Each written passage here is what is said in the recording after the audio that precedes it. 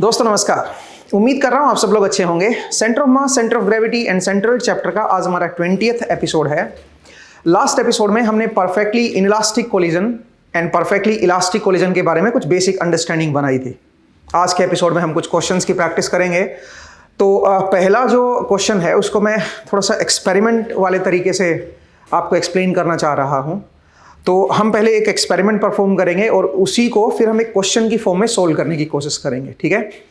तो सबसे पहले ये जो एक्सपेरिमेंट है ये energy conservation and momentum conservation and inelastic collision उसके ऊपर बेस्ड है। तो चलिए पहले मैं सेटअप समझा देता हूँ एक्सपेरिमेंट का और उसके बाद इसको परफॉर्म करते हैं। इसकी कुछ रीडिंग जो है वो लेते हैं और उसके बाद इसकी कैलकुलेशन करेंगे। सबसे पहले सेटअप जरा देख लीजिएगा। यहाँ पे हमारे पास एक पेंडुलम है, इसको आप बैलिस्टिक पेंडुलम भी बोल सकते हो दोस्तों, ठीक है। तो ये आप देख सकते हो यहाँ पे हमने एक ये हैंग किया हुआ है। तो ये एक तरह का होल्डर है। इसमें बेसिकली यहाँ पे आपको बॉल नजर आ रही होगी। तो जैसे हम इस लॉन्चर से, ये हमारे पास एक बॉल लॉन्चर है, तो इस लॉन्चर से जैसे हम बॉल को लॉन्च करेंगे वो बॉल इससे टकराएगी और इसके अंदर जाएगी। ये आप पहले भी देख चुके हो, ठीक है। और उसके बाद टकराने के बाद ये आपका इस तरफ जाएगा और यहाँ पे हमने एक डी लगा रखी है। तो डी शायद फ्रंट कैमरे में आप ना देख पाओ क्योंकि सामने हमने एक और कैमरा भी इस्तेमाल किया हुआ है सो दैट हम डी का जो एरर है उसको कम से कम रख सकें। क्योंकि यहाँ पे हम इस कैमरे से, जो यहाँ पे हमने कैमरा लगाया है, इस कैमरे से एंगल देखेंगे कि कितना एंगल जो है ये रस्सी इस तरफ आती है। मैक्सिमम एंगल अगर हमें मिल जाए तो वो एंगल जरा मेजर करने के लिए हमने एक कैमरा यहाँ पे रखा है। तो फ्रंट कैमरे से शायद आप डी को नहीं देख पा रहे होंगे यहाँ पे एंगल मेजरमेंट के लिए, बट ये कैमरा की फीड जो है वो हमें एंगल को बता देगी कि जैसे ही हम बॉल लॉन्च करेंगे उसके बाद कितना एंगल तक ये टिल्ट होगा ये पेंडुलम, ठीक है, वो हमें यहाँ से पता चल जाएगा। तो हमारे पास एक तरह से आप ये कह सकते हो कि इसका टिल्ट पता चल जाएगा। दूसरा, इनके मासेस को हमने ऑलरेडी कैलकुलेट किया हुआ है। तो आप देख भी सकते हो स्क्रीन पे। मैं चाहूंगा सुनील जी मासेस को दिखाएं। तो यहाँ पे बॉल का जो मास है वो आई थिंक 26 ग्राम है और जो ये जो बॉल होल्डर है, जो एक तरह का आप ये जो हमने यहाँ पे मैकेनिज्म बना रखा है, इसका मास आई थिंक 39 ग्राम्स है, ठीक है। तो चलिए अब सब कुछ मैंने आपको बता दिया है। अब बस परफॉर्म करते हैं इसको और इससे कुछ रीडिंग जो है उसको लेते हैं एंड फिर उसके बाद कुछ कैलकुलेशन जो है वो हम करेंगे। तो चलिए फिर इसको परफॉर्म करके देखते हैं। तो चलिए दोस्तों, सेटअप में मैं रेडी हूँ एंड सब कुछ हमारा यहाँ पे रेडी है एंड मैं ज़रा ऑन द काउंट ऑफ 3 इसको लॉन्च करूँगा। तो आई होप सब लोग रेडी होंगे। 1 2 एंड 3।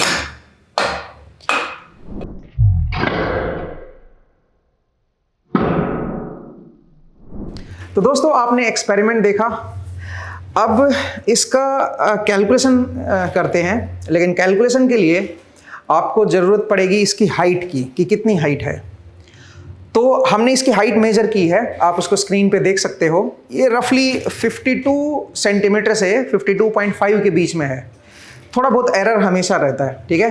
तो आप इसको 52.25 आप ले सकते हो, ठीक है। 52.25 सेंटीमीटर जो है वो इसकी हाइट है। अब इसके बेसिस पे हम इसमें कैलकुलेशन करेंगे और कैलकुलेशन क्या करनी है, हमें बतानी है बॉल की स्पीड क्या होगी, बॉल किस स्पीड से इसके अंदर हिट किया है, ये अपने को कैलकुलेट करना है, ठीक है। तो चलिए जरा इसकी कैलकुलेशन करते हैं और इसके कैलकुलेशन पार्ट में आपसे मुलाकात करते हैं। तो दोस्तों आपने एक्सपेरिमेंट देखा, अब इसकी कैलकुलेशन करते हैं। जरा देखिए एक्सपेरिमेंट में हमारे पास कुछ इस तरह का सेटअप है। ये हमारे पास यहाँ पे हमारे पास एक तरह का हमने वुडन ब्लॉक लगा रखा है, ठीक है। और ये जो लेंथ है, अगर आप इसको देखें कि ये लेंथ हमारी कितनी है, तो इसको आप क्लियरली देख सकते हो, हमने स्क्रीन पे भी लगाया है। ये लेंथ है 52 सेंटीमीटर। आई थिंक ये कंप्लीट 52 सेंटीमीटर है, ठीक है। 52 सेंटीमीटर इसकी लेंथ है और यहाँ पे बुलेट जो है वो इसके अंदर आई है, ठीक है। और उसके बाद ये रोटेट कर गया है और ये यहाँ तक आपका बना है, ठीक है। ये जो एंगल है ये रफली 39 डिग्री का एंगल है। आप इसको आप यहाँ पे देख भी सकते हो, ठीक है। 39 डिग्री का एंगल बना है जब ये मैक्सिमम हाइट पे पहुंची है तब, ठीक है। मुझे क्या करना है, मुझे बुलेट की स्पीड निकालनी है कि बुलेट किस स्पीड से यहाँ पे फायर हुई है, इसके अंदर ब्लॉक के अंदर किस स्पीड से गई है, ये मुझे कैलकुलेट करना है। तो जरा देखिए अब यहाँ पे कैसे कैलकुलेट करेंगे। सबसे पहले तो जब बुलेट इसके अंदर जा चुकी है वहां से लेके और यहां तक अगर आप ध्यान से देखें तो केवल ग्रेविटी काम कर रही है, कोई नॉन कंजर्वेटिव फोर्स नहीं है। तो यहां पे मैं एनर्जी कंजर्वेशन लगा सकता हूं इस पोजीशन और इस पोजीशन के बीच में। तो अगर मैं एनर्जी कंजर्वेशन लगाऊंगा तो यहां पे अगर मैं इसको रेफरेंस हाइट मान लूं तो मैं कह सकता हूं कि इस पोजीशन पे ये कुछ हाइट अटेन कर चुका है, ये ब्लॉक प्लस बॉल जो है वो कुछ हाइट अटेन कर चुका है। तो इसके पास एक पोटेंशियल है, काइनेटिक एनर्जी तो यहाँ पे जीरो हो चुकी है, तो यहाँ पे कुछ पोटेंशियल एनर्जी आ चुकी होगी। और पोटेंशियल एनर्जी कितनी आई है, अगर मैं उसको कैलकुलेट करूं पोटेंशियल एनर्जी को, तो वो होगी mgh। m कितना है बताओ, m को अगर आप कैलकुलेट करोगे तो ये जो वुडन ब्लॉक है इसका जो मास है वो है हमारा 39 ग्राम्स मेरे ख्याल से, और जो बॉल है वो 26 ग्राम्स की है। तो टोटल करोगे तो 65 ग्राम्स हो जाएगा। तो मैं इसको 65 ही लिख देता हूं, ठीक है। तो चलिए जो टोटल मास है इसका वो 65 ग्राम्स है। ये लीजिए mg की वैल्यू मेरी 9.81 ले लेता हूं, और h ये कितनी हाइट ऊपर उठा है ये कैसे निकालोगे दोस्तों, ये निकालना बहुत आसान है। आप जब देखिए टोटल हाइट 52 है, उसमें से ये माइनस कर दो यहां से लेके यहां तक की, ठीक है। तो इसको अगर आप देखोगे तो 52 सेंटीमीटर है, तो इसको 0.52 मीटर लिख लेता हूं इनटू 1 माइनस कोस ऑफ 39, ठीक है जी। ये मेरे पास क्या आ गया, h आ गया, इतनी हाइट ये ऊपर उठ चुका है। तो ये मेरे पास इसके बाद पोटेंशियल एनर्जी आ गई। यहां पे काइनेटिक एनर्जी इसके बाद जीरो है क्योंकि मैं टोटल मैकेनिकल एनर्जी को कंजर्व कर रहा हूं। यहां पे देखिए यहां पे पोटेंशियल एनर्जी जीरो है, बट इसके बाद काइनेटिक एनर्जी तो आएगी ना यहां पे। तो काइनेटिक एनर्जी क्या होगी बताओ जरा, वो होगी हाफ m। m की वैल्यू कितनी है 0.52 mv², ठीक है जी, हाफ mv²। तो m की वैल्यू 0.65 है, माफ कीजिएगा। तो 65 अपॉन 1000 कर देता हूं भाई, 65 ग्राम्स है ना, तो उसको मैंने 1000 तो हाफ mv² कर दिया। ये मेरा कट गया यहां से। तो यहां से अगर मैं v की वैल्यू निकालूंगा तो बनेगा 2 into 9.81 into 0.52 to 1 minus cos of 39 degree, ठीक है जी। और इसका मैं रूट ले लेता हूं। ये मेरे पास जो है वो स्पीड आ गई है बुलेट प्लस जो आपका वुडन ब्लॉक है उसकी, ये चीज हमारे पास स्पीड आ गई। इसकी वैल्यू अगर मैं कैलकुलेट करूं दोस्तों तो कितनी है जरा वो देख लेता हूं। 9.81 से मल्टीप्लाई कर दीजिए कोस 39। तो मैं यहां पे कैलकुलेटर का इस्तेमाल कर रहा हूं, आप लोग भी थोड़ा देख लीजिएगा, भी मेरे से मिस्टेक हो जाते कई बार। तो ये है मेरे पास 1.50 मीटर पर सेकेंड, ठीक है। इतनी मेरे पास स्पीड आ गई है इसकी। अब मैं क्या करूंगा, मुझे बुलेट की स्पीड निकालने के लिए अब मैं यहां पे मोमेंटम कंजर्वेशन लगा सकता हूं, क्योंकि आप जरा सोचिए बुलेट टकराने से पहले मोमेंटम सिर्फ बॉल के पास था, ब्लॉक रेस्ट पे था, और टकराने के बाद दोनों का मास इकट्ठा हो गया और यहां पे एक परफेक्टली इनइलास्टिक कोलिजन हुआ है, क्योंकि बुलेट जो है ब्लॉक के अंदर घुस गई है। अब दोनों की जो वेलोसिटी बराबर है, ब्लॉक की और बुलेट की, जस्ट आफ्टर इंपैक्ट, ठीक है। तो यहां पे आप परफेक्टली इनइलास्टिक कोलिजन का इस्तेमाल कर सकते हो और यहां पे मोमेंटम को कंजर्व कर सकते हो। तो अगर मैं मोमेंटम को कंजर्व करूं तो मैं बोलूंगा कि टकराने से पहले बुलेट के पास जो मास था वो था 26 ग्राम, तो उसको मैं किलोग्राम में लिख लेता हूं, इनटू वेलोसिटी ऑफ बुलेट। तो बुलेट की वेलोसिटी भी इधर ही है, आई कैप मान लो इसको, और ब्लॉक प्लस बुलेट की वेलोसिटी भी इधर ही है। तो जब मोमेंटम को इक्वल करोगे तो वेलोसिटी वाली टर्म, डायरेक्शन वाली टर्म हट जाएगी, तो आप इसको स्पीड भी बोल सकते हो। तो ये है मेरा मोमेंटम ऑफ बुलेट टकराने से पहले। टकराने के बाद, अच्छा इसको आप मोमेंटम ऑफ बुलेट बोले या टोटल मोमेंटम भी बोल सकते हो। टकराने से पहले जो नेट मोमेंटम है सिस्टम का, ब्लॉक प्लस बुलेट, ब्लॉक तो रेस्ट पे ही था ना यार, तो उसका तो मोमेंटम तो जीरो ही हो गया। तो ये बुलेट का मोमेंटम गया, तो टोटल मोमेंटम ये आ गया। तो टकराने के बाद भी मोमेंटम उतना ही होना चाहिए, और टकराने के बाद जो टोटल मास है इसका वो कितना हो चुका है, वो है 65, और जो वेलोसिटी है वो कितनी है, वो है 1.50, और डायरेक्शन जो है वो भी आपकी उसी तरफ है, तो डायरेक्शन तो दोनों की हट जाएगी। यहां से बुलेट की स्पीड मेरे पास आ जाएगी। तो it comes out to be 1000 से 1000 कट गया, 1.50 इंटू 65 डिवाइड बाई 26। तो अगर मैं इसको कैलकुलेट करूं दोस्तों, it comes out to be 1.50 into 65 divide by 26, it comes out to be 3.75 metre per second. ये मेरे पास स्पीड आई है बुलेट के इस केस में, ठीक है। इस तरह से आप कैलकुलेट कर सकते हो दोस्तों। अब अगर आपको याद हो, हमने बुलेट की स्पीड लास्ट एपिसोड में भी निकाली थी। ठीक है। बट लास्ट एपिसोड में सेटअप कुछ अलग था हमारा। लास्ट एपिसोड में हमने एक ब्लॉक ले रखा था और ब्लॉक को हम उसको ब्लॉक के अंदर ब्लॉक लेकिन हॉरिजॉन्टल प्लेन में आपका स्लाइड कर रहा था। वहां पे जो हमारी स्पीड आई थी, जहां तक मुझे याद है, वो 3.10 मीटर पर सेकंड थी। और मैंने आपको स्पेशली वहां पे बोला था कि एक्चुअल जो स्पीड आएगी ना, वो 3.10 से ज्यादा होगी बुलेट की। उसके पीछे कारण वहां पे फ्रिक्शन भी था। और वहां पे जब हमने एक्सपेरिमेंट किया था, तो जब बुलेट फायर हुई थी, तो उस एक्सपेरिमेंट में वो ब्लॉक हल्का सा टिल्ट भी हुआ था, वहां पे भी थोड़ी बहुत एनर्जी लॉस हुई थी। तो कुल मिला के जो एक्चुअल जो वहां पे जो स्पीड आई थी बुलेट की, वो 3.10 थी। एक्चुअल में उससे ज्यादा आनी चाहिए थी, वो मैंने आपको बताया था। और यहां पे आप देख सकते हो वो है 3.75 मीटर पर सेकंड, ठीक है। और यही हम एक्सपेक्ट भी कर रहे थे। लेकिन आपको मैं एक और बात बता दूं कि यहां पे थोड़ा बहुत जो इंपैक्ट होता है ना, उससे भी थोड़ी बहुत हीट वगैरह जो है वो निकलती है, और वहां पे आवाज वगैरह भी होती है जब इंपैक्ट होता है तब। तो थोड़ा बहुत साउंड में भी एनर्जी चली जाती है, ठीक है। तो उसकी वजह से भी आपका जो है ना कैलकुलेशन बिल्कुल एग्जैक्ट आंसर नहीं देती। मतलब प्रैक्टिकली जब आप करते हो ना, तो कई सारी और भी चीजें इन्वॉल्व रहती हैं, ठीक है। तो एक्चुअल जो बुलेट की स्पीड होगी वो इससे भी ज्यादा होगी, सही बताऊं तो, ठीक है। बट हमने ऑलमोस्ट सही कैलकुलेशन यहाँ पे की है। और यहाँ पे कोई फ्रिक्शन तो है नहीं इस एक्सपेरिमेंट में, इसमें यहाँ पे कोई फ्रिक्शन नहीं है, तो उसका इफेक्ट हम यहाँ पे नहीं लेंगे, ठीक है। तो आई होप आपको ये समझ आया। अब चलिए कुछ और क्वेश्चंस की तरफ बढ़ते हैं, ठीक है। और कुछ और सिचुएशन जो है उनको भी जरा देखते हैं। हमने last time perfectly elastic collision को देखा था, ठीक है, और परफेक्टली इनइलास्टिक कोलिजन को देखा था। तो अब हम क्या करेंगे, अब हम कुछ क्वेश्चंस की प्रैक्टिस और करेंगे perfectly elastic and perfectly inelastic पे। बट उससे पहले मैं आपको परफेक्टली इलास्टिक के कुछ स्पेशल केसेस जो हैं उनको बताना चाह रहा हूं। जो परफेक्टली इलास्टिक कोलिजन में हमने कुछ एक्सप्रेशन निकाले थे, उन एक्सप्रेशन का इस्तेमाल करते हुए कुछ स्पेशल केसेस को भी एक बार एनालाइज कर लेते हैं, और उसके बाद हम फिर और क्वेश्चंस की तरफ बढ़ेंगे, ठीक है। तो चलिए उन केसेस को जरा देखते हैं। परफेक्टली इलास्टिक कोलिजन के लिए हमने ये दो एक्सप्रेशन डिराइव किए थे दोस्तों। तो अब हम इसी के कुछ स्पेशल केसेस को देखते हैं। तो चलिए स्पेशल केस को जरा देखते हैं। स्पेशल केसेस, तो केस 1 में मैं क्या दिखा रहा हूं।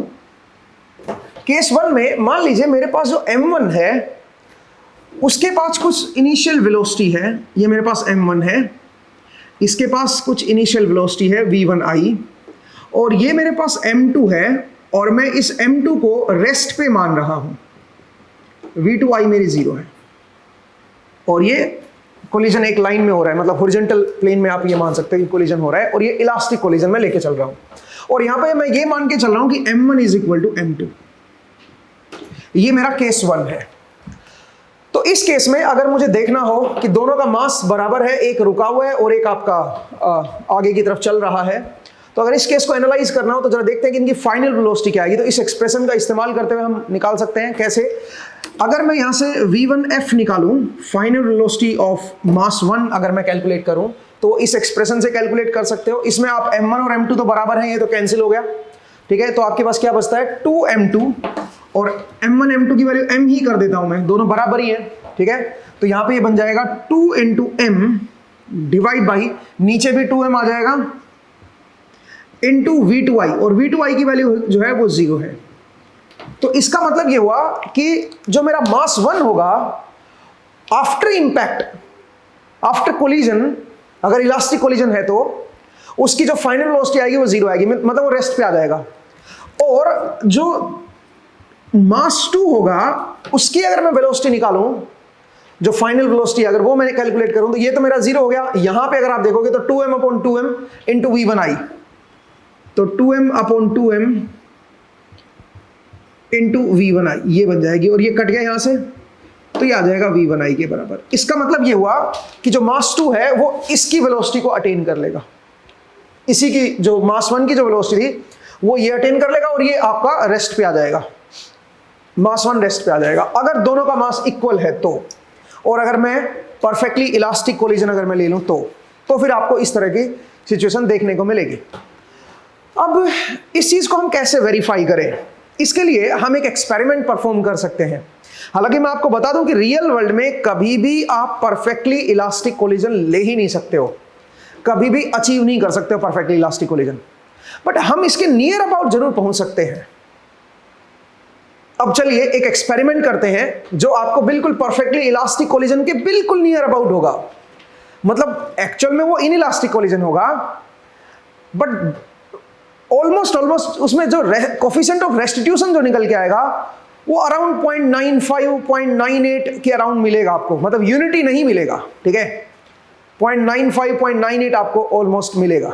तो चलिए उस एक्सपेरिमेंट को एक बार परफॉर्म करके देखते हैं और वापस बोर्ड पे आते हैं उसकी कैलकुलेशन के लिए। तो एक बार जरा इस एक्सपेरिमेंट को देखिए जिसको हमने इस सिचुएशन को दिखाने के लिए परफॉर्म किया है। तो मिलते हैं एक्सपेरिमेंट सेटअप में। तो चलिए दोस्तों, एक्सपेरिमेंट सेटअप में मैं रेडी हूँ। यहाँ पे मेरे पास आप देख सकते हो 2 बॉल हमने हैंग की है और हमने दोनों का मास चेक किया है 115 ग्राम से दोनों का। अब रियल वर्ल्ड में आप परफेक्टली इलास्टिक कोलिजन को कभी अचीव नहीं कर सकते हो, लेकिन नियर अबाउट इलास्टिक कोलिजन को अचीव कर सकते हो, ठीक है। जैसे कि आप इस केस में आप देखिएगा तो यहाँ पे मेरे पास 2 बॉल हैं और जो ये स्ट्रिंग की लेंथ है ये हम ऑलरेडी मेजर कर चुके हैं। ये लेंथ 40 सेंटीमीटर है। तो इस पर हमें कुछ कैलकुलेशन भी करनी होगी। तो पहले मैं आपको एक्सपेरिमेंट परफॉर्म कर देता हूँ और उसके बाद जो है फिर हम इसको चेक करेंगे कि ये क्या परफेक्टली इलास्टिक कोलिजन के नियर अबाउट कोलिजन हुआ है कि नहीं हुआ है, ठीक है। तो उसके लिए मुझे करना यह है कि एक बॉल को मैं किसी पर्टिकुलर एंगल पे, अब यहाँ पे हम एंगल मेजर करेंगे, हम यहाँ पे एक डी लगाएंगे और डी लगा के फिर इसका एंगल हम मेजर करेंगे और इसको एक पर्टिकुलर एंगल पे लाके मैं छोड़ने वाला हूँ। तो जैसे ये बॉल छूटेगी दूसरी बॉल से टकराएगी सेम मास से, तो जैसे ही टकराएगी दूसरी बॉल आगे जाएगी। अब दूसरी बॉल का भी एंगल देखेंगे कि कितना एंगल है और लेंथ हमें पता है स्ट्रिंग की, तो हम इसकी स्पीड कैलकुलेट कर सकते हैं कि आफ्टर कोलिजन क्या स्पीड रही होगी और इस बॉल की बिफोर कोलिजन स्पीड हम निकाल लेंगे। और क्योंकि मास इक्वल है तो होना ये चाहिए कि जैसे ये इससे टकराएगी ये वाली बॉल जो है वो वहीं पे रुक जाएगी और सारी की सारी जो एनर्जी है, क्योंकि हम इसको ऑलमोस्ट परफेक्टली इलास्टिक कोलिजन मान के चल रहे हैं, तो सारी की सारी एनर्जी को आगे वाली बॉल में ट्रांसफर कर देगी। तो आगे वाली जो बॉल होगी वो भी उसी एंगल पे आपकी टिल्ट होगी। तो चलिए जरा देखते हैं इसको परफॉर्म करके एंड देखते हैं कि हमें जो रिजल्ट है वो किस तरह का मिल रहा है। तो मैं इसको बिल्कुल स्ट्रेट ऐसे इस तरफ लाऊंगा, ठीक है, और यहाँ से मैं बिल्कुल इसको छोड़ूंगा, ठीक है। आई होप आप सही सब लोग रेडी होंगे। ज़्यादा एंगल मैं नहीं लूँगा, ठीक है, इतना एंगल मेरे ख्याल से काफ़ी है। तो चलिए 1 2 एंड 3 ओके। तो आपने देखा कि जैसे ही बॉल ये हमारी यहाँ से छूटी है, जैसे बॉल इससे टकराई है, इंपैक्ट हुआ है, इंपैक्ट होने के बाद ऑलमोस्ट इसने सारी एनर्जी उसको दे दी है। लेकिन आपने थोड़ी बहुत साउंड सुनी होगी, तो थोड़ी बहुत एनर्जी जो है साउंड में भी चली जाती है। थोड़ा बहुत यहाँ पे एयर ड्रैग का असर भी होगा, बल्कि इतना माइन्यूट होगा वो, आप उन सब चीज़ों को नेग्लेक्ट कर सकते हो। तो चलिए जो हमने यहाँ पे एक्सपेरिमेंट परफॉर्म किया है, अब इसको जरा डी लगा के इसके एंगल को चेक करके इसकी स्पीड को निकालते हैं कि इम्पैक्ट से जस्ट पहले क्या स्पीड थी और इम्पैक्ट के जस्ट बाद जो अगली बॉल है उसकी क्या स्पीड है, वो जरा देखते हैं एंड इसको जरा ऑब्जर्व करते हैं कि क्या near about perfectly elastic collision है या नहीं है।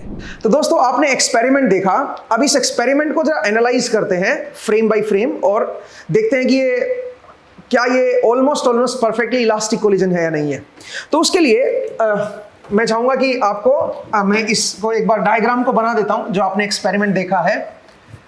इसको अगर मैं डायग्राम से दिखाऊं तो मैं कह सकता हूं कि मेरे पास ये मेरा M1 था, मास 1, और इसका जो मास था वो था 115 ग्राम्स, ठीक है, और जो दूसरा मास है वो भी आपका इक्वल ही है और वो यहाँ पे रुका हुआ है, दोनों यहाँ पे रुके हुए हैं, ठीक है। इसको हमने ऐसे होल्ड किया हुआ है और दूसरे को भी यहाँ पे हमने ऐसे होल्ड किया है, ठीक है जी। इस तरह से जो यहाँ से इसका सेंटर से ये जो लेंथ है ये ऑलमोस्ट 40 सेंटीमीटर की लेंथ है। अब हमने ये किया कि हमने जो इधर वाला जो मास था उसको कुछ एंगल पे हम ले आए। अब आप यहाँ से डी से देख सकते हो, मैं चाहूँगा सुनील जी आपको यहाँ पे डी लगा के दिखाएं। हमने कुछ एंगल इसको इधर लाके इसको छोड़ा है। ये जो इनिशियल एंगल हमने रखा है ये कितना है, इसको आप जरा एक बार चेक कीजिए। मेरे हिसाब से जो मुझे प्रोवाइड किया है सुनील जी ने वो है 27 डिग्री। 27 डिग्री जो है वो ऑलमोस्ट, थोड़ा बहुत एरर हो सकता है भाई, ठीक है। यहाँ से हमने इसको छोड़ा है तो ऑब्वियसली यहाँ तक आते आते कुछ स्पीड अटेन कर लेगा ये। कितनी स्पीड अटेन कर लेगा? यहाँ पे आप केवल ग्रेविटी वाला फोर्स आप लगा सकते हो। हम मान के चलें कि ड्रैग यहाँ पे कोई है नहीं, फ्रिक्शन तो खैर है ही नहीं, तो यहाँ तक आते आते वो अपना जो पोटेंशियल एनर्जी जो थी यहाँ पे वो काइनेटिक एनर्जी में कन्वर्ट कर लेगा। तो इसकी हम स्पीड निकाल लेते हैं, यहाँ पे क्या आएगी। तो अगर मैं इसकी यहाँ पे रेफरेंस लाइन ले लूँ, इस लेवल को रेफरेंस लेवल ले लूँ, तो यहाँ पे इसके पास पोटेंशियल एनर्जी है, काइनेटिक एनर्जी 0 है। तो पोटेंशियल एनर्जी कितनी है बताइए? mg और h, यहां से जो हाइट है वो कितनी है? इसकी पूरी लेंथ 0.40 मीटर है, into 1 minus cos of 27 degree. I think ये है मेरी पोटेंशियल एनर्जी इस पोजीशन पे। तो इस पोजीशन पे पोटेंशियल एनर्जी 0 हो जाएगी, सारी सारी ये किस में कन्वर्ट हो जाएगी? काइनेटिक एनर्जी में। हाफ m v1i बोल देता हूं मैं इसको। ये इस मास 1 की इनिशियल वेलोसिटी हो जाएगी इंपैक्ट से जस्ट पहले, ठीक है। तो जरा देखिए, यहां से m से m मेरा कट गया, तो v1i की जो वैल्यू आएगी दोस्तों वो आएगी root of 2 into 9.81 0.40 into 1 minus cos of 27 degree. तो इसकी वैल्यू अगर मैं कैलकुलेट करूं तो मेरे पास इसकी वैल्यू आई है 0.925 0.925 मीटर पर सेकेंड, ठीक है जी। 0.925 मीटर पर सेकेंड जो है वो इनिशियल वेलोसिटी आई है इसकी। अब जरा देखिए, इंपैक्ट से जस्ट पहले इसकी वेलोसिटी हमने निकाल ली है। अब इंपैक्ट के जस्ट बाद देखते हैं। इंपैक्ट के जस्ट बाद अगर आप नोटिस करें इसको, अगर दोबारा से देखें इस एक्सपेरिमेंट को, तो जैसे ये इससे इंपैक्ट हुआ है, ये यहीं पे रुक गया है, इसकी वेलोसिटी 0 हो गई है, ठीक है। जो कि हम एक्सपेक्ट भी कर रहे थे कि अगर दोनों का इक्वल मास है तो v1i जो ये है, तो v1f जो बनेगा, अगर इलास्टिक कोलिजन है तो इलास्टिक कोलिजन है तो v1f मेरा 0 बनना चाहिए। और आपको दिख रहा होगा कि ऑलमोस्ट 0 पे ही है, ये वहीं पे रुक गया है, ठीक है। और जो v2i है वो आपका क्या बन जाएगा बताओ? v2f माफ कीजिएगा, इंपैक्ट के जस्ट बाद, इंपैक्ट से जस्ट पहले ये 0 पे है, दूसरा जो मास है, तो v2i की वैल्यू क्या है बताओ जरा? v2i जो है वो मेरा 0 पे है, तो v2f जो बनेगा वो क्या बनेगा बताओ जरा? जो इसकी पहले इनिशियल वेलोसिटी थी इसी को अटेन कर लेगा। सही बात है। इसका मतलब ये क्या होना चाहिए? ये होना चाहिए 0.925 होना चाहिए, ये आना चाहिए, ठीक है। ये आइडियल सिचुएशन है भाई, लेकिन आप जानते हो कि ये आएगा नहीं इतना। क्यों? क्योंकि आपने देखा कि इंपैक्ट हुआ था, इंपैक्ट के टाइम थोड़ी बहुत आवाज भी आई थी। तो आवाज आने की वजह से क्या हुआ है बताओ? कुछ एनर्जी आवाज में भी, साउंड में भी गई होगी, थोड़ा बहुत आपका ड्रैग भी होगा। यहाँ पे आप एयर ड्रैग को नेग्लेक्ट नहीं कर सकते, ऑब्वियसली है, यहाँ पे थोड़ी बहुत एनर्जी उस एयर ड्रैग में भी जाएगी। तो इसका मतलब इसकी जो फाइनल वेलोसिटी आएगी v2f की, हालांकि आपको ये लग रहा है कि टकराने के जस्ट बाद ये रुक गया है, रुक जरूर गया है, बट आप ये नहीं कह सकते कि सारी की सारी एनर्जी जो है वो दूसरे मास को m2 को दे दी गई है। थोड़ी बहुत एनर्जी लॉस हुई है साउंड में, थोड़ी बहुत एनर्जी ड्रैग में भी गई है। तो इसका मतलब इस ब्लॉक के पास जो वेलोसिटी मिलेगी यहाँ पे वो आपकी इससे कम मिलेगी। अब वो आप कैसे चेक करोगे? उसको भी आप वेरीफाई कर सकते हो। कैसे वेरीफाई करोगे दोस्तों? जब ये टकराया है तो ये भी आपका ऊपर की तरफ उठा है, ये आपका इधर आया है, ठीक है। और हमने इस एंगल को मेजर किया है कि ये कितना एंगल है, और हमने देखा कि ये एंगल जो था ये ऑलमोस्ट हमारा 26 डिग्री था। आप देख सकते हो मास सब कुछ सेम है, ये आपका टकराते ही रुक गया है। यहां पे सारी एनर्जी इसकी खत्म हो चुकी है। इसका maximum part 99% of the part जो है वो आगे वाले इसको मिल चुका है, इस वाले मास को मिल गया है। तो ये अब इसका मतलब ऊपर जाएगा। अगर 100% एनर्जी इसको मिल जाती तो ये भी आपका 27 डिग्री ही होता, ये 26 डिग्री है। तो अगर मैं 26 डिग्री से अगर मैं इसकी वेलोसिटी यहां पे कैलकुलेट करूं, v2f की वैल्यू कैलकुलेट करूं, ये तो आइडियल केस में होनी चाहिए भाई, लेकिन एक्चुअल में जो प्रैक्टिकल केस में आपको v2f मिल रही है वो है root of 2 into 9.81 into 0.40 into cos of 1 minus cos of 26 हो जाएगा बस। यहां पे भी आप एनर्जी कंजर्वेशन लगा सकते हो, मैकेनिकल एनर्जी, ठीक है, क्योंकि और तो कोई फोर्स काम नहीं कर रहा, कंजर्वेटिव फोर्स काम कर रहा है, ग्रेविटेशनल फोर्स। तो यहाँ पे मैकेनिकल एनर्जी कंजर्व का कंसेप्ट आप लगा सकते हो और यहाँ से v2f की वैल्यू कैलकुलेट कर सकते हो भी। तो इसको जब आप कैलकुलेट करोगे तो मेरे पास जो आंसर आया है वो है 0.8912 मीटर पर सेकेंड, और वही हम एक्सपेक्ट भी कर रहे थे। 0.925 से आपका आइडियल केस में ये आना चाहिए था, बट हमें ये मिला है 0.8912 मीटर पर सेकेंड मिला है। ठीक है, तो आप क्लियरली यहां पे देख सकते हो कि ये परफेक्टली इलास्टिक कोलिजन नहीं था, हालांकि ये बिल्कुल नियर अबाउट था इलास्टिक कोलिजन के, ऑलमोस्ट इलास्टिक था ये। ठीक है, ये आपका रुक गया, यहां पे आपको दिख रहा होगा कि बिल्कुल ये रुक गया है और ये आपका आगे जा रहा है। तो हमें ये लग रहा है कि ये रुक गया है तो इसने सारी एनर्जी उसको दे दी है। ऐसा नहीं है, सारी एनर्जी उसको नहीं दी है, कुछ एनर्जी साउंड में भी लॉस हुई है, कुछ एनर्जी ड्रैग में भी लॉस हुई है। दूसरी बात, यहां पे इनकी वेलोसिटी इतनी ज्यादा नहीं है कि ड्रैग बहुत ही ज्यादा हाई अमाउंट का हो। अगर ये बहुत ज्यादा तेज होता ना तो ड्रैग का भी रोल बहुत ज्यादा सिग्निफिकेंट हो जाता। यहां पे खैर ड्रैग का रोल इतना ज्यादा सिग्निफिकेंट नहीं है। तो मुझे उम्मीद है आपको ये समझ आया। अब ये था पहला केस। अब आइए दूसरा केस जरा देखते हैं। तो दूसरे केस में अगर मैं आपसे ये बोलूं, केस नंबर 2 जरा देखिए। केस 2, केस नंबर 2 में अगर मैं आपसे बोलूं कि भाई M1 मेरा मच ग्रेटर देन है M2 से, बहुत ज्यादा बड़ा है। M1 जो है वो मेरा बहुत ज्यादा बड़ा है M2 से। तो अगर M1 मेरा मच ग्रेटर देन है M2 से और मैं ये मान के चल रहा हूं कि, तो चलिए अब जरा इस रिलेशन को जरा देखते हैं कि क्या रिलेशन आएगी, उसको जरा समझने की कोशिश करते हैं। अच्छा, यहां पे आप ये भी मान सकते हो कि ये मेरे पास M1 है, इसके पास कुछ इनिशियल वेलोसिटी है v1i, और यहां पे मेरा M2 है और इसकी जो इनिशियल वेलोसिटी है वो आप ले लो 0। ठीक है, ऐसे मान लेते हैं 1 मिनट के लिए कि ये 0 है और इसके पास बहुत ज्यादा हाई मास है, मतलब इसका मास इसके कंपैरिजन में बहुत ज्यादा बड़ा है और इसकी जो इनिशियल वेलोसिटी है वो है v1i।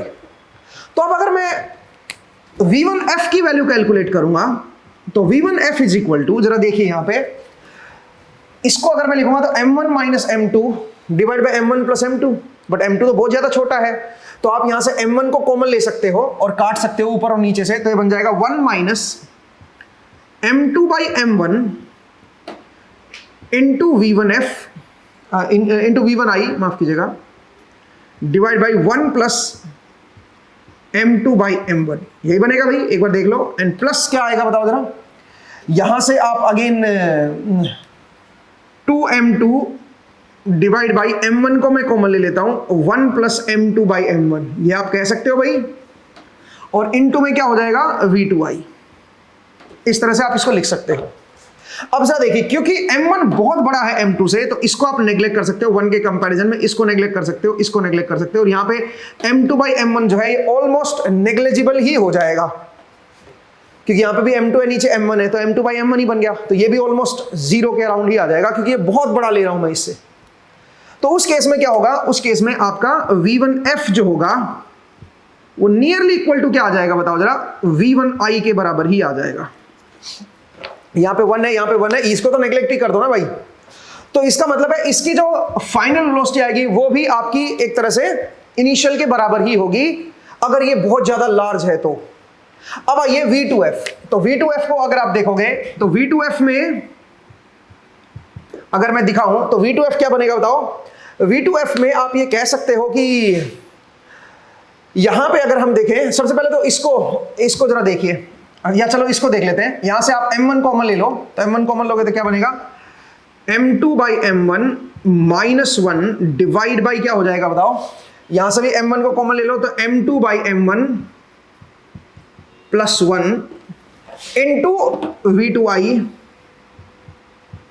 प्लस क्या हो जाएगा बताओ जरा, 2m1 divide by m1 common ले लो 1 प्लस m2 बाई m1, ठीक है जी, और इनटू में क्या हो जाएगा v1i, ये आप लिख सकते हो भाई। अब बताइए m1 क्योंकि बहुत बड़ा है m2 से, तो आप इसको नेग्लेक्ट कर सकते हो, यहां से ये नेग्लेक्ट हो गया, यहां से ये नेग्लेक्ट हो गया, और ये m1 से m1 कट गया। तो जरा देखिए ध्यान से क्या बनेगा, ये ऑलमोस्ट माइनस v2i बनेगा, तो v2f is equal to minus v2i, but v2i तो ऑलरेडी 0 है भाई, मैं इसको कर क्यों रहा हूं, ठीक है। तो v2i ये तो खत्म ही हो गया ना भाई, तो वो क्या हो जाएगा, वो हो जाएगा 2 टाइम्स ऑफ v1i।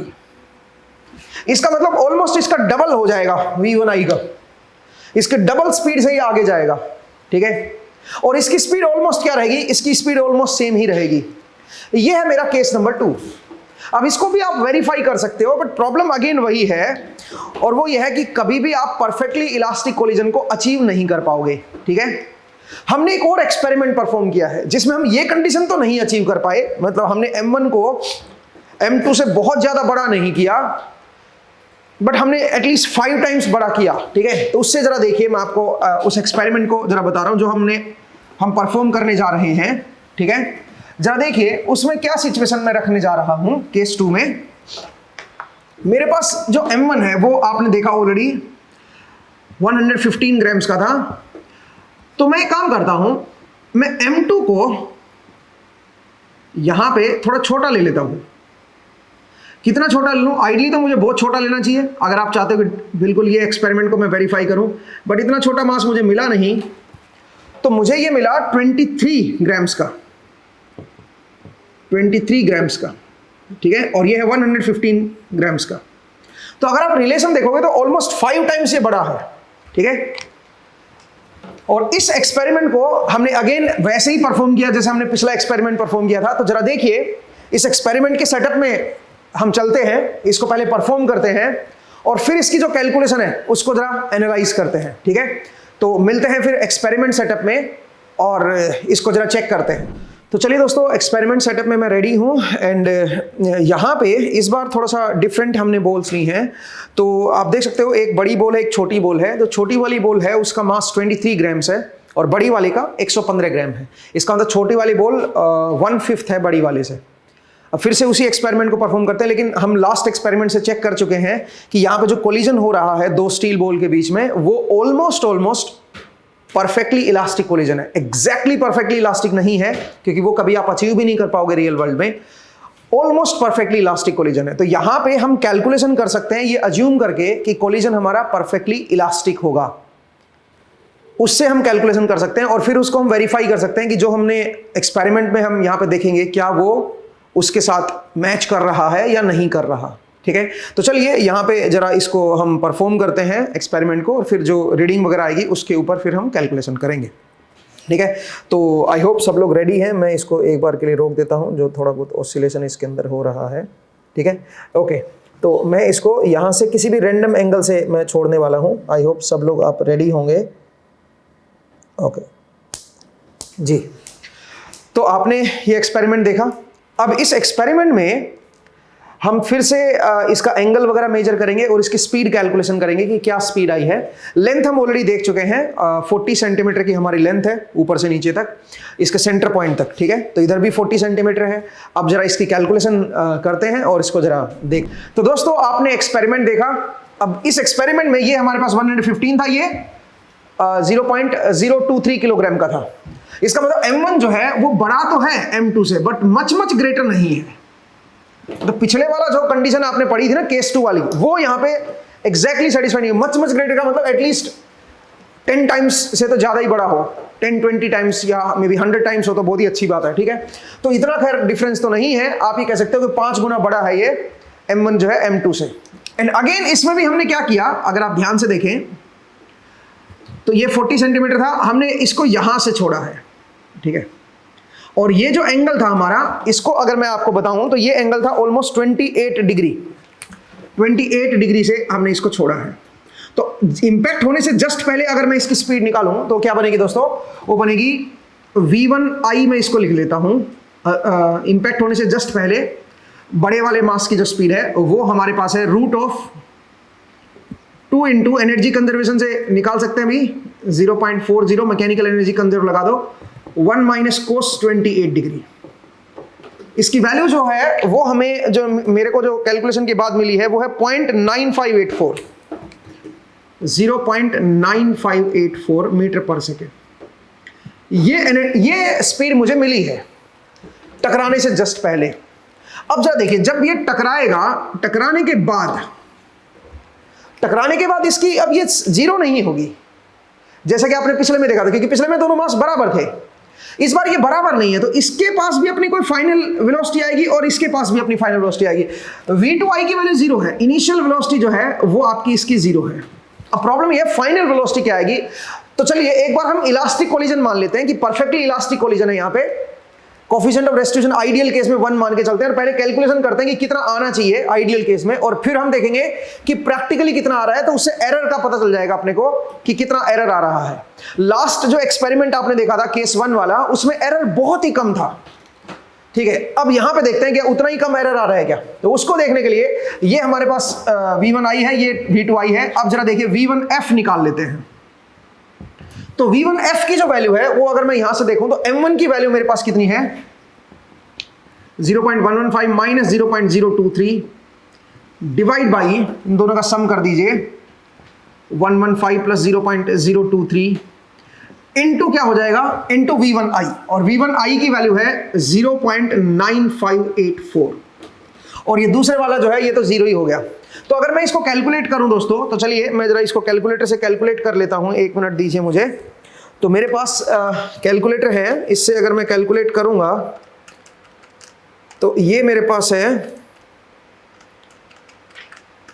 ओके, इसकी वैल्यू मेरे पास आ रही है, ओके, इनटू 0.9584, ओके, ये जो वैल्यू है ये मुझे मिल रही है 0.6489 मिल रही है भाई, 6489 मीटर पर सेकेंड, ये मुझे इसकी फाइनल वेलोसिटी मिल रही है। अब आप बताइए V2F क्या मिलेगा, V2F भी निकाल लेते हैं भाई। तो V2F में ये तो खैर खत्म ही हो गया V2I वाला, क्योंकि ये V2I 0 था ना, सिर्फ ये बचेगा 2 times of 0.115 divide by M1 plus M2 करोगे तो ये हो जाएगा 0.115 प्लस 0.023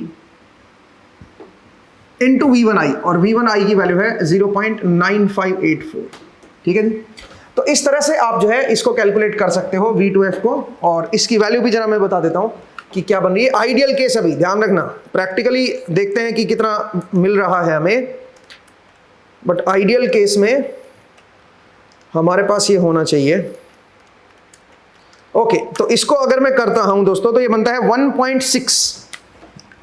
1.6 मीटर पर सेकेंड, ये आइडियल केस में आना चाहिए, ठीक है। अब देखते हैं प्रैक्टिकल केस में कितना आ रहा है। तो प्रैक्टिकली कैसे देखोगे, प्रैक्टिकली आप ये देखोगे ये कहां तक जा रहा है। तो हमने इसका एंगल देखा है, अगर आप इसको देख पाए स्क्रीन पे, और हमने इसको मेजर किया है कि ये कितना है, तो ये हमारे पास ऑलमोस्ट 38 डिग्री एंगल है, 38 डिग्री एंगल है, ठीक है। तो अब अगर मैं इसकी स्पीड निकालूं यहाँ पे एनर्जी कंजर्वेशन लगा के, और यहाँ पे इसकी स्पीड निकालूंगी, किस स्पीड से ये ऊपर की तरफ उठा है, तो वो हम निकाल सकते हैं, जो कि V2F के ही बराबर होगी। ये आइडियल है, ध्यान रखना भाई, ये आइडियल केस में है। अब प्रैक्टिकली देखते हैं V2F क्या बनेगा, वो बनेगा √2 × 9.81 इंटू 0.40, ये उसकी लेंथ होगी 0.40 इंटू 1 माइनस कोस ऑफ कितना हो गया बताओ, 38 डिग्री। तो अगर मैं इसकी वैल्यू कैलकुलेट करूं तो चलिए मैं जरा इसको कैलकुलेट कर देता हूं, 2 × 9.81 into 0.40 into 1 minus cos of 38 degree, ठीक है जी। तो ये निकल के आ रहा है 1.3 मीटर पर सेकेंड। अब आप देखिए यहां पर एरर थोड़ा ज्यादा है, आना चाहिए ये, आ रहा है ये। अब आप बोलोगे सर यहां पे इतना एरर क्यों आया, ठीक है, यहां पे इतना एरर क्यों आ रहा है, पिछले में तो इतना एरर नहीं था, यहां पे इतना एरर इसलिए आ रहा है बिकॉज एक तो यहां पे जो इंपैक्ट हुआ उसकी एनर्जी लॉस हुई है, तो वो तो पहले भी हो रही थी, तो वही चीज यहां पे अभी भी हो रही है। दूसरा एरर इसलिए भी आ रहा है क्योंकि इस बार जो इसकी स्पीड है वो ज्यादा स्मॉल नहीं है, वो काफी लार्ज स्पीड है टकराने के बाद। लार्ज स्पीड होने की वजह से आपका जो ड्रैग है वो उतना ही ज्यादा होगा फिर, ठीक है। तो ड्रैग का असर भी अब यहां पे ज्यादा है, ठीक है। तो मुझे उम्मीद है आपको समझ आया कि क्यों इतना ज्यादा एरर आ रहा है। ये आपका आप देख सकते हो परफेक्टली इलास्टिक कोलिजन अगर लेके चलता तो ये आना चाहिए था, बट प्रैक्टिकली ये आ रहा है, और आना भी ये चाहिए। कुछ एनर्जी तो साउंड में लॉस होगी ना। दूसरा आप ये कह सकते हो ड्रैग में भी चली गई है कुछ एनर्जी, तो इस बार ये कैलकुलेशन हमारे पास आई है। थोड़ा बहुत एरर इस कैलकुलेशन में लेके चले भाई, ठीक है। आप इस कैलकुलेशन में भी थोड़ा बहुत +-5-10% का एरर आप जरूर रखिएगा, ठीक है। तो दोस्तों ये हमारा था केस नंबर 2, जिसमें एक मास हमारा ज़्यादा लार्ज था और एक कम था, छोटा था। हालांकि जो हमने केस 2 पढ़ा था उसमें M1 much greater than M2 हमें लेना चाहिए था, बट वो केस हमने नहीं लिया। यहाँ पे जो हमारे पास जो सिचुएशन अवेलेबल थी उससे हमने इस चीज़ को दिखाया है। ठीक है, तो मुझे उम्मीद है आपको ये दोनों केस समझ आए। अब आगे बढ़ते हैं और नेक्स्ट अगला केस और जरा देखते हैं। तो नेक्स्ट केस क्या है वो भी एक बार जरा देख लेते हैं। केस नंबर 3 की तरफ बढ़ते हैं भी। केस नंबर 3, केस नंबर 3 कुछ इस तरह का है कि सोचिए मेरे पास जो स्टेशनरी जो मास है जिसको हम M2 बोल रहे हैं ये काफी बड़ा है और M1 जो है वो काफी छोटा है। इस बार उल्टा कर रहा हूं मैं, पिछले का जस्ट ऑपोजिट है केस 3। तो आप ये कह सकते हो कि M2 is much greater than M1। तो इस केस में क्या होगा, इसके पास मान लीजिए V1I मेरे पास वेलोसिटी है और ये V2I जो है वो 0 है, ये मान लीजिए स्टेशनरी है। हालांकि इनको भी आप मूविंग मान सकते हो, किसी को भी मूविंग मान सकते हो, उससे फर्क पड़ेगा नहीं कुछ। ठीक है, आपको अल्टीमेटली वैल्यूज पुट करनी है इस एक्सप्रेशन में। ठीक है, और इस एक्सप्रेशन को आप याद रखिएगा। ठीक है, तो इसके पास V1I है। अब चलिए काम करते हैं, V1F निकालते हैं। तो V1F में V2I ये वाला तो कैंसिल ही होगा, यहां पे बचेगा M1 minus M2 divide by M1 plus M2 into V1I। तो अब अगर आप ध्यान से देखें तो यहां पे मैं M2 को कॉमन ले सकता हूं। अगर मैं M2 को कॉमन लूंगा तो बनेगा M1 बाई M2, ऊपर और नीचे दोनों से कॉमन लेके काट दो M2 को, -1 divide by M1 by M2 plus 1 into V1I। ठीक है जी, ये बन गया मेरे पास V1F की वैल्यू। अब जरा देखो, क्योंकि M2 बहुत लार्ज है M1 से, तो इसको आप नेग्लेक्ट कर सकते हो 1 के कंपैरिजन में, और यहां से आप कह सकते हो कि V1F जो होगा इसकी जो फाइनल वेलोसिटी जो आएगी that will be equal to minus of V1I। ठीक है, जो V1I की जो वेलोसिटी आएगी उसका नेगेटिव होगी। इसका मतलब ये ऑलमोस्ट क्या होगा बताओ जरा, ये उसी वेलोसिटी से वापस आ जाएगा। ठीक है, आप देख सकते हो यहां पे V1F की अगर मैं बात करूं तो। अब आइए V2I को जरा देखते हैं कि V2I जो है वो उसकी क्या वेलोसिटी होगी। ठीक है, इसको अगर हम देखें V2F की वैल्यू अगर मैं निकालूं तो V2F will be equal to क्या बन जाएगा बताइए जरा। अगर V2F को अगर हम देखें तो V2F में बताओ, ये वाला तो 0 हो गया भाई, ये बचेगा 2M1 divide by M1 plus M2। तो इसमें अगर आप ध्यान से देखें तो M2 अगर आप कॉमन लोगे तो क्या बन जाएगा, ये बन जाएगा 2M1 डिवाइड बाई M2 मैंने कॉमन लेके ऊपर वाले के साथ लिख दिया, और नीचे है M1 by M2 plus 1 into V1I। इस तरह से कह सकते हो भाई। अब क्योंकि M2 बहुत लार्ज है M1 से, तो इसको आप नेग्लेक्ट कर सकते हो और इसको भी आप नेग्लेक्ट कर सकते हो। मतलब V2F जो है वो नियरली इक्वल टू क्या रहेगा, 0 ही रहेगा। ये मेरा नियरली इक्वल टू 0 रहेगा, और ये जो है ये आपका माइनस, मतलब जो वेलोसिटी से टकराया था उसी वेलोसिटी से ऑलमोस्ट वापस हो जाएगा। ठीक है, तो ये था मेरा केस नंबर 3। तो ये हमने देखा 3 special case perfectly elastic collision के। अब इनके ऊपर हम और न्यूमेरिकल प्रॉब्लम सोल्व करेंगे जो कि अगले एपिसोड में देखेंगे दोस्तों। तो आज के एपिसोड में हमने बस परफेक्टली इलास्टिक कोलिजन के बेसिक अंडरस्टैंडिंग बनाई है, उसके हमने जो केसेस जो है उनको हमने देखा, और परफेक्टली इन इलास्टिक कोलिजन के एक एक्सपेरिमेंट को देखा। आई होप आपको अंडरस्टैंडिंग बनी होगी। तो अगले एपिसोड में फिर से आपसे मुलाकात होगी, इसके कुछ प्रॉब्लम सोल्व करते हैं और मिलते हैं फिर अगले एपिसोड में। तो अपना ख्याल रखिए, पढ़ते रहिए, मुस्कुराते रहिए। नेक्स्ट टाइम मिलेंगे दोस्तों। Thank you.